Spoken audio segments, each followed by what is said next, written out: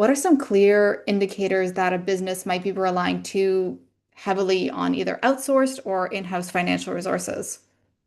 Well, those are two totally separate data points. If you start to develop a lot of complexity and you have a lot of like incremental daily needs because maybe you're selling things that are going fast or you're selling lots of different things, an outsourced model may not give you the right types of help when you need it instantly. Hmm. And so as you grow, you need to really figure out like where do you actually need people in-house. As forward looking becomes much more important as growth, acquisition, fundraising, then maybe finding a CFO hire is a really good thing. That's also where the segmentation of accounting becomes important. Realistically, you could probably have bookkeeping done by an outsourced provider in perpetuity.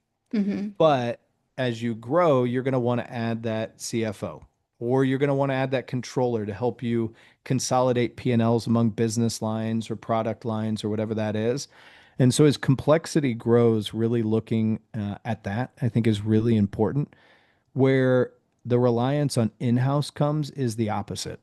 Where I see too many problems is I let my COO do the books too, and the COO had never done accounting, or the COO put together this great spreadsheet that only the COO can understand. Then the CFO leaves, and all of a sudden you're in trouble. Hmm. So really relying on the wrong types of people in house. We also find so many times where it's like my cousin's aunt's sister is doing this and she's helping me out, and it's the family and friends discount, and you get what you pay for, Hmm. and that type of reliance.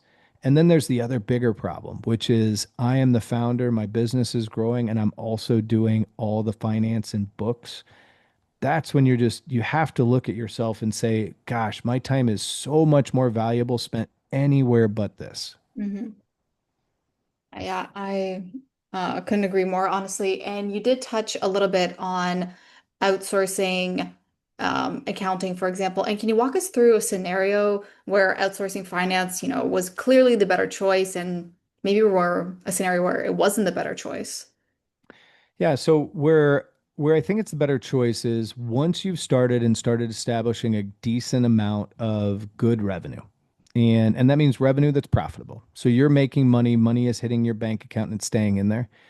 That's when I think you should really look at outsourcing because it means that you have the money to then allocate your time elsewhere. Mhm. And that's what we do with salespeople. It's what we do with operational help. Like that's generally how we look at things. And hiring somebody to do this is way more expensive. So I think outsourcing is the right choice in that scenario. And I think focusing on that is really important as you grow. Is I have this extra cash, let me use it to create extra time for myself because time is my most valuable resource. Hmm. Yeah, definitely. And speaking of resources and things like that, like with tipping points, like how should businesses assess the tipping point where bringing certain finance roles in-house starts? When you bring them in-house, does it start to make more strategic sense at all versus outsourced?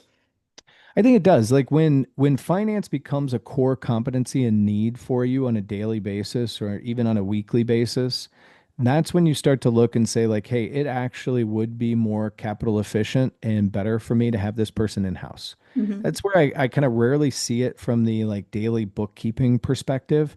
But maybe if you're buying a lot of resources, a lot of raw goods, you might want an AP clerk in-house because you're going to need to cut checks pretty frequently, or hopefully you're using a bill pay software. But you have a lot of volume that you need to adhere to there. We also see it more in other types of businesses than e-commerce that have a lot of invoicing that goes out.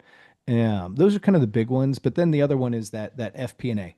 When strategic finance becomes something that you're successful enough to think like, should I acquire new product lines? Should I acquire brands? Should I fundraise so I can grow? Like that's when I really do think finding somebody in-house that can be that strategic financial advisor becomes a really good idea.